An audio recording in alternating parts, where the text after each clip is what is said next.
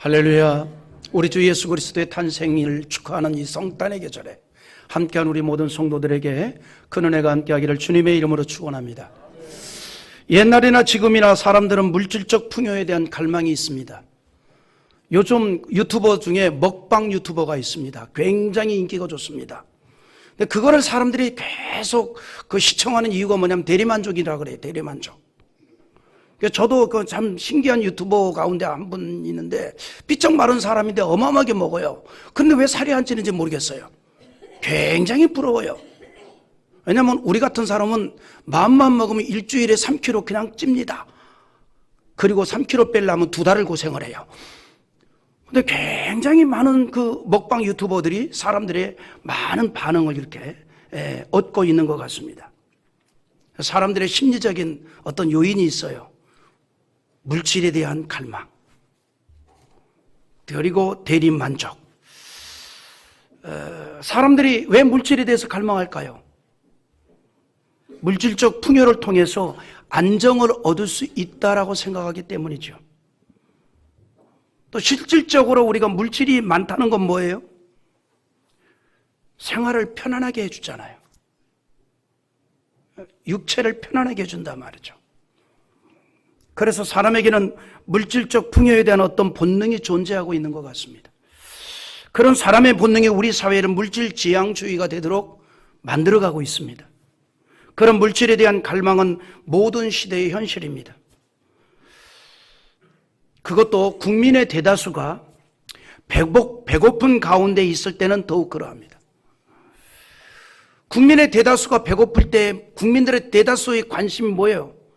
배부름 아닙니까? 풍요로움. 그러나 물질이 채워진다고 풍족해진다고 해서 마음까지 행복해지는 것은 아니지요.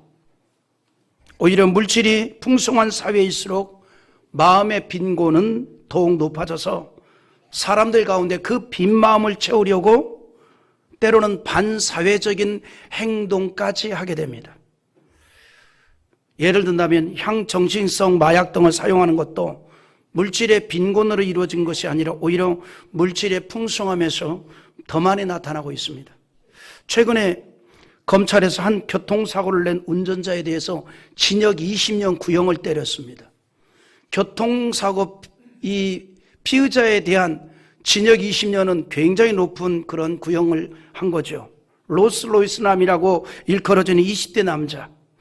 피부 미용 시술을 빙자해 향정신성 의약품을 투약한 뒤 롤스로이스 차량을 운전하다가 인도에 있던 행인을 치워버렸습니다. 그래서 그가 숨지게 했습니다. 사고를 내고도 약물에 취해서 피해자를 즉각 구조하지 아니하고 휴대폰을 만지는 등의 모습을 보였습니다. 그는 고급 롤스로이스를 끌고 다닐 정도로 물질이 풍요로웠지만 마음까지 풍요롭지는 않았던 거죠. 물질의 풍요함은 인간의 죄악된 본성을 세균처럼 우리 사회에 번져가도록 만들고 있습니다. 그렇다고 우리가 물질적으로 빈곤하게 살아가라는 말은 절대로 아닙니다. 물질이 풍요로운 건 좋잖아요. 빈곤한 게 의로움은 아니거든요. 하나님께서 사람을 지으시고 우리에게 빈곤하게 살아가도록 만들지 않았어요. 창세기 1장 28절에 보면 하나님이 그들에게 복을 주시며 하나님이 그들에게 이르시되 생육하고 번성하여 땅에 충만하라, 땅을 정복하라, 바다의 물고기와 하늘의 새와 땅에 움직이는 모든 생물을 다스리라 그랬습니다. 그 속에서 풍요로움을 얻으라 이 말이에요. 이게 하나님의 뜻입니다. 그래서 빈곤이 의는 아니에요. 빈곤은 뭐냐? 육체의 불편일 뿐이지 그것이 의는 아니라 이 말입니다. 풍요가 죄악은 아닙니다.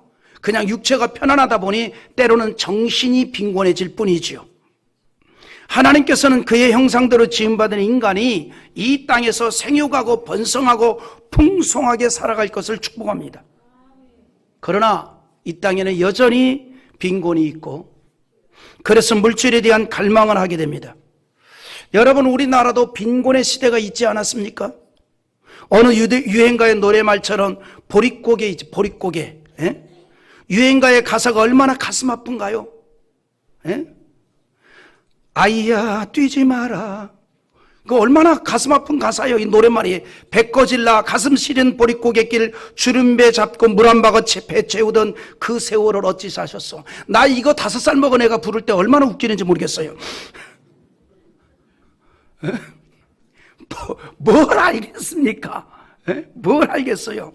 그러나 우리가 그런 시절이 있었다 이 말이죠. 빈곤의 시대가 있었다 이 말이죠. 그때의 사람들의 관심은 뭐예요? 배고픔을 해결받는 것이었습니다. 그 배고픔이 해결만 될 수 있다면 모든 걸 다 견뎠어요. 야, 이 배고픔만 해결되고 풍성함만 있다면, 배불리만 먹을 수 있다면 모든 어려움도 내가 다 참아내리라. 과거에는 그런 시대가 있었다 이 말이죠. 그런데 예수님이 활동을 하던 유대 사회가 그런 빈곤한 사회였습니다. 예수님의 공생의 초기에 보면 많은 사람들이 예수님 곁에 있었습니다. 예수님이 가시는 곳마다 수많은 사람들이 찾아들었습니다. 여러분, 사실은요, 예수님 사역 초기에 완전 슈퍼스타입니다. 슈퍼스타. 예수님 가시는 곳마다 인산인해를 이루었어요. 엄청나게 많은 사람들이 몰려들었습니다.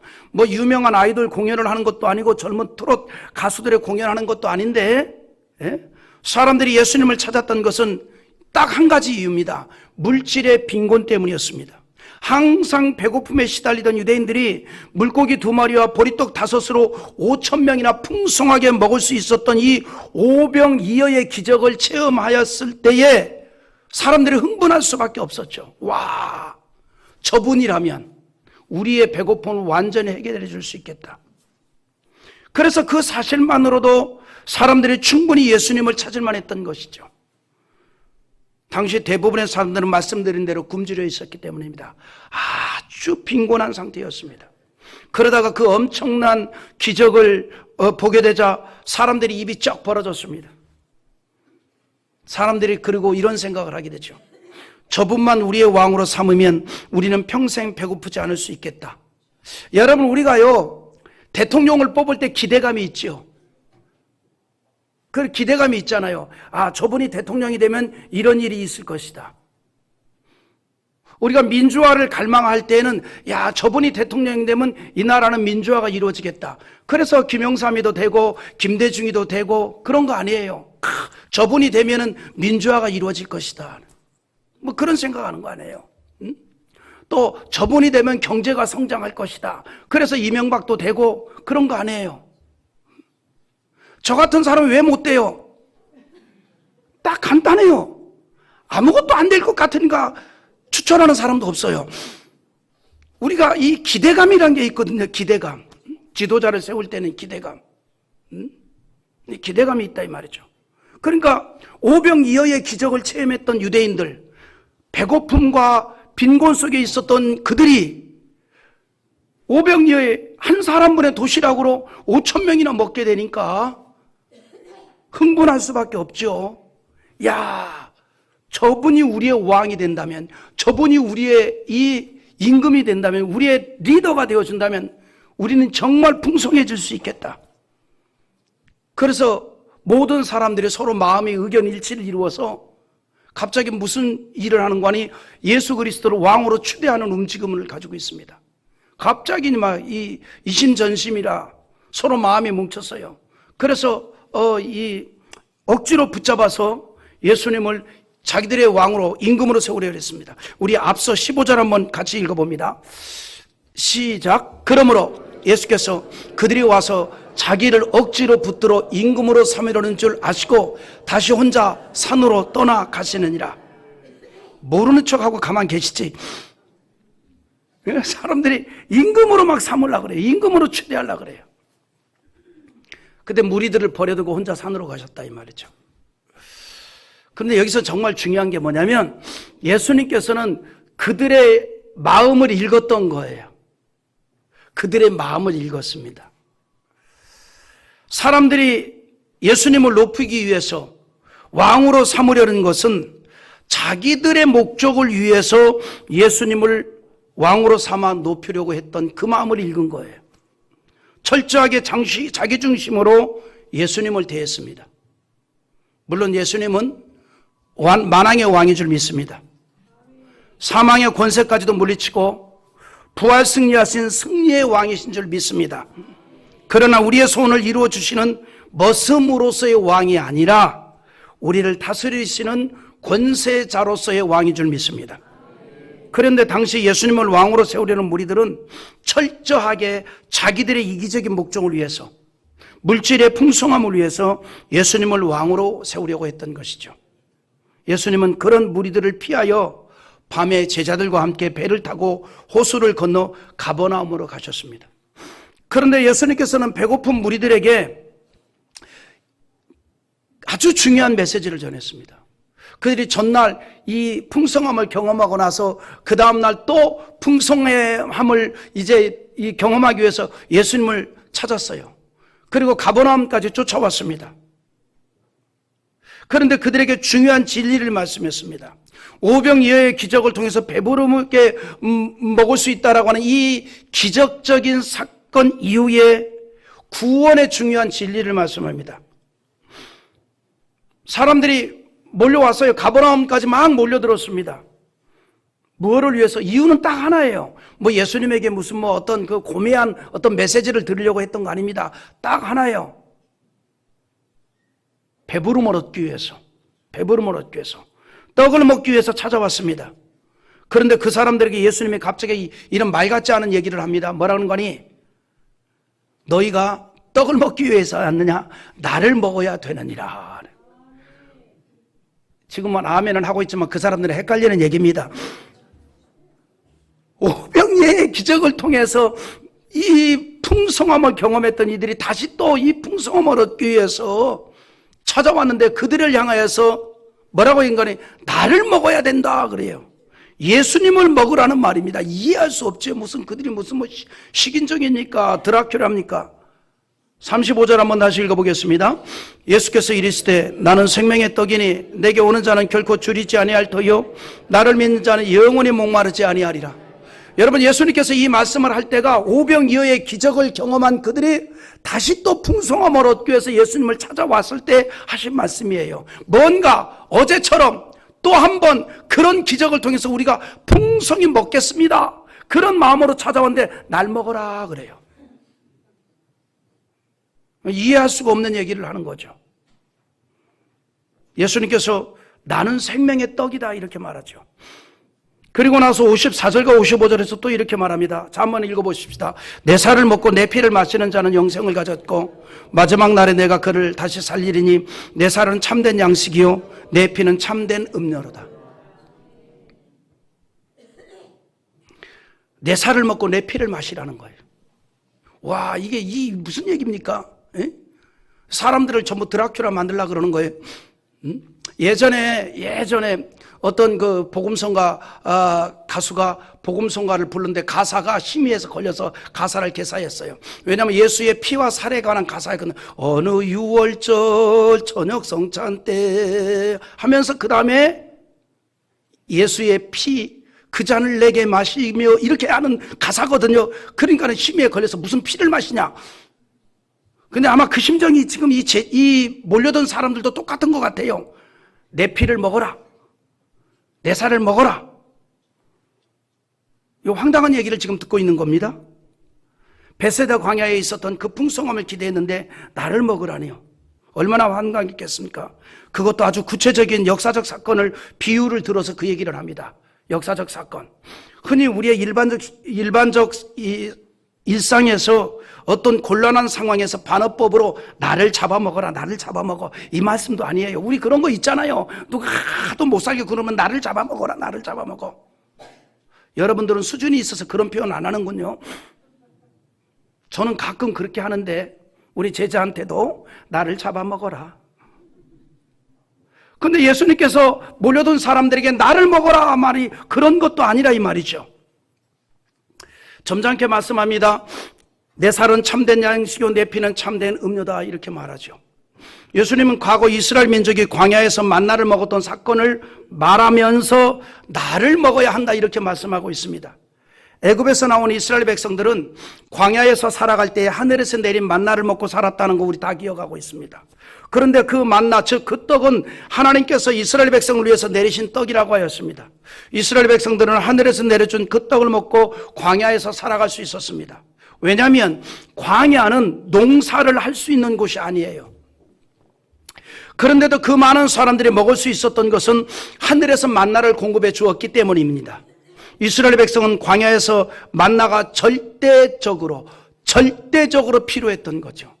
만약에 만나가 내리지 않으면 이스라엘 백성은 굶어 죽습니다. 광야에서 생존할 수가 없었던 거지요. 거기에서 농사일을 할 수가 없었기 때문입니다.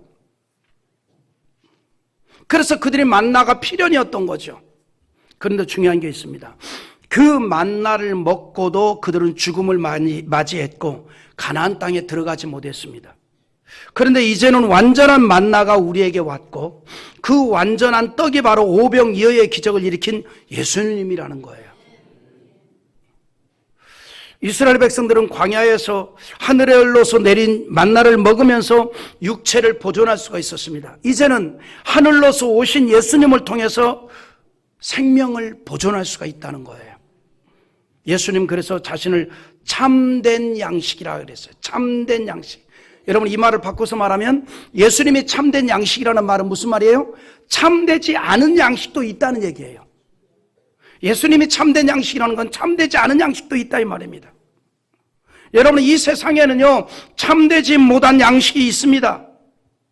뭐예요? 먹어도 항상 배부르게 하는 양식이 있다 이 말입니다. 그런데 문제는 그 참되지 못한 양식을 참된 양식으로 알고 그것만을 얻기 위해서 살아가는 사람들이 있다는 것이 바로 문제입니다. 그게 문제인 거죠. 하나님께서는 예수님을 통해서 참된 만족을 누릴 수 있도록 하였습니다. 그러므로 사람이 이 세상에서 참된 만족은 그리스도를 통해서만 주어진다는 거예요. 바꿔서 말하면 이 세상의 것은 아무리 먹어도 만족이 안 된다는 겁니다. 예수 그리스도만이 만족을 준다는 거예요. 할렐루야. 예수님만이 인생의 목마름을 멈추게 하고 갈증을 해결하게 하고 배고픔을 해결하게 하고 만족함을 가져다 준다는 거예요. 세상에서 물질의 풍성함은 사람의 목마름을 완전히 해결해 주지 못한다는 거죠. 여러분 우리 스스로 그것을 많이 경험하고 있지 않습니까? 마치 바닷물이 갈증을 해결해 줄 수가 없듯이 세상의 것으로는 갈증을 해결되지 않는다는 거 우리 너무나 자주 경험하고 있잖아요. 우리 살면서 자주 경험하고 있잖아요. 그래서 전도자가 말하는 눈은 보아도 족함이 없다. 끝없다는 거죠. 그러나 그것을 예수가 해결해 준다는 겁니다. 그러므로 요한복음 4장 14절에 이렇게 얘기합니다. 같이 보겠습니다. 내가 주는 물을 마시는 자는 영원히 목마르지 아니하리니 내가 주는 물은 그 속에서 영생하도록 솟아나는 샘물이 되리라. 내가 주는 물을 마시는 자는 영원히 목마르지 아니하리라. 즉 갈증이 해결된다 이 말이죠. 목마름이 해결된다 이 말입니다. 그러기 위해서 예수를 먹으라는 거예요. 예수를 먹는다는 것은 예수를 먹고 마신다는 의미는 초자연적인 관계가 이루어지는 것을 말합니다. 초자연적인. 여러분 오늘 본문 말씀에 보니까요 대단히 감격적인 말씀이 있어요. 감격적인 말씀 56절인데 같이 읽어보겠습니다. 내 살을 먹고 내 피를 마시는 자는 내 안에 거하고 나도 그 안에 거하나니. 하나님이신 예수님이 내 안에 거한다는 겁니다. 할렐루야. 여기서 말하는 거하다는 말의 원문의 뜻이 무슨 뜻인가 하니 한 번이 아니라 영원히 지속적이란 말이에요. 지속적. 임시로 있는 것이 아니라 고정되어 있다 이 말입니다. 완전히 셋업된 상태입니다.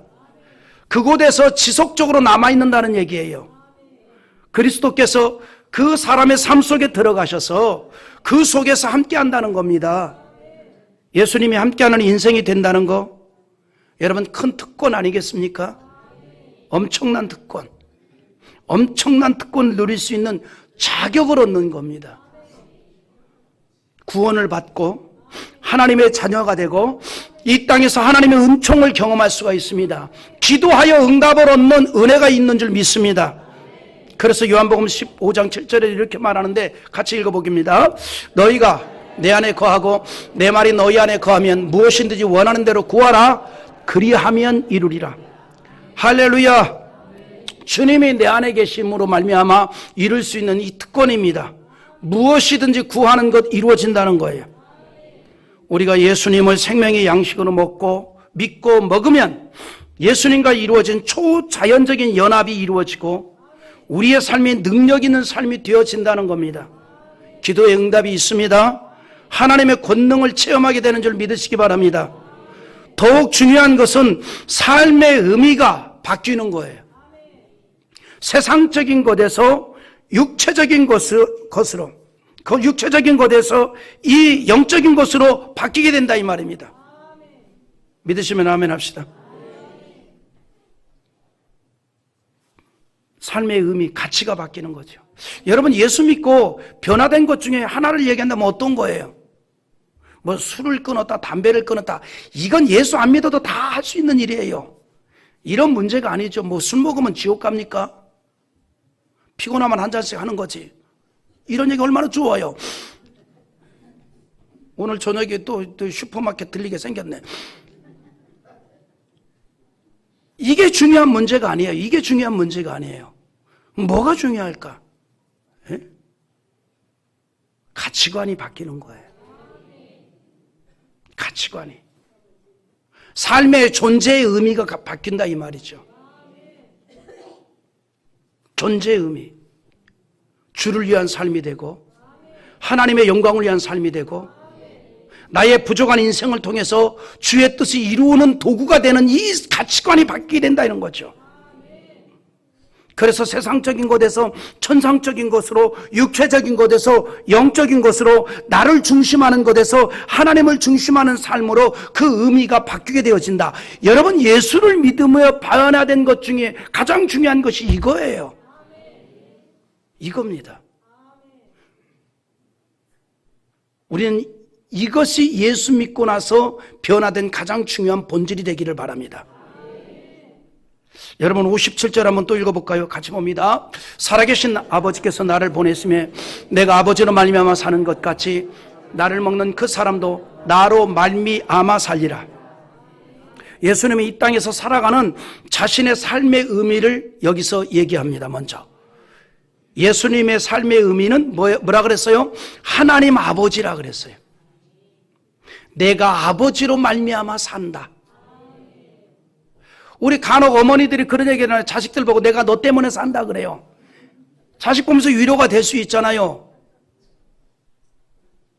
이제는 바꾸시기 바랍니다. 남편 때문에 산다 이런 말 하시기 바랍니다. 회개할지라도.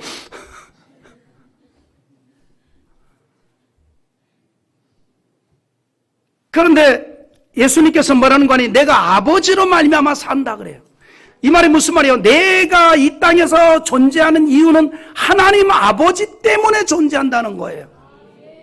가치관이 바로 이런 거예요. 예수의 가치관은 바로 이런 거예요.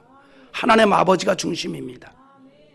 그리고 나서 이렇게 얘기합니다. 예수님께서 아버지 하나님으로 말미암아 사셨던 것처럼 예수를 먹은 그 사람은 예수로 인하여 사는 자가 되어야 한다는 거예요. 이게 예수 믿고 나서 바뀐 변화의 출발입니다. 삶의 의미가 달라지는 거죠. 예수님 때문에 산다는 거예요. 생존의 명분이 바뀌는 겁니다. 생존의 명분이. 사도 바울이 그렇게 의미가 바뀌었음을 얘기합니다. 예수님을 만나고 나서, 다시 말해서 오늘 본문의 내용처럼 예수님을 먹고 나서, 예수님을 영접하고 나서 삶의 의미가 달라졌습니다. 이게 예수 믿고 난 다음 변화된 자의 모습이에요. 삶의 의미가 달라졌다. 삶의 가치관이 달라졌다. 생존의 이유가 달라졌다. 갈라디아 2장 20절 한번 우리 다 같이 읽어볼까요? 같이 봅니다. 내가 그리스도와 함께 십자가에 못 박였나니 그런즉 이제는 내가 사는 것이 아니요 오직 내 안에 그리스도께서 사시는 것이라. 이제 내가 육체 가운데 사는 것은 나를 사랑하사 나를 위하여 자기 자신을 버리신 하나님의 아들을 믿는 믿음 안에서 사는 것이라. 바울이 한 말이에요. 내가 사는 이유는 예수 그리스도를 믿는 믿음으로 산다. 바울이 하였던 이 고백은 단순히 입술의 고백으로 끝나지 않았고 그의 삶이 되었습니다. 삶의 의미와 가치가 예수가 되었고 하나님의 아들을 예수를 믿는 믿음으로 살았습니다. 삶의 의미가 오직 예수가 되다 보니 사는 것도 그리스도였고 죽는 것도 그리스도였습니다. 요즘으로 말하면 예수에 흠뻑 빠졌습니다. 우리가 살다 보면은 흠뻑 빠지는 경우가 있잖아요. 어떤 분들은 유명한 남자 배우에게 흠뻑 빠져서 막 카톡 사진에도 막 올리고 막 그러더만요. 예? 흠뻑 빠가지고 어쩔 줄을 몰라 그냥 막. 사람들이 흠뻑 빠지는 게 있잖아요. 다른 말로 미쳤다 이 말이죠. 실제적으로 바울에게 미쳤다고 얘기하는 사람도 있었는데 뭐에 미쳤다? 예수에게 미쳤다. 예수에게 흠뻑 빠졌습니다. 사람들이 막 바울에 대해서 저가 예수에게 미쳤다는 미쳤다. 여러분 이런 한번 좀 생각해 봅시다. 우리가 신앙생활을 하면서 바울이 들었던 예수에 미쳤다는 말을 좀 들어보면 어떨까요? 우리도 그런 얘기를 좀 들어봅시다. 신앙생활 하면서 예수에 미쳤다. 그런 얘기를 좀 들어보면 좋겠어요. 속으로 계속 듣고 있습니다. 계속 듣고 있습니다. 계속 들어보시기 바랍니다. 예수에 미쳤다. 예수에 미쳤다. 여러분 예수에 미쳤다는 것이 그렇게 지탄받을 일 아니죠. 근데 반대의 사람들이 있어요. 나도 예수 믿고 저렇게 미칠까봐 나는 적당히 믿는다 그래요. 아직은 은혜가 없는 거예요. 아직은 믿음이 어린아이 신앙인 거예요. 나도 저렇게 미칠까봐. 물론 이단에 빠져서 미친 거하고 종류가 다른 겁니다. 그런 데는 가지 않기를 바랍니다.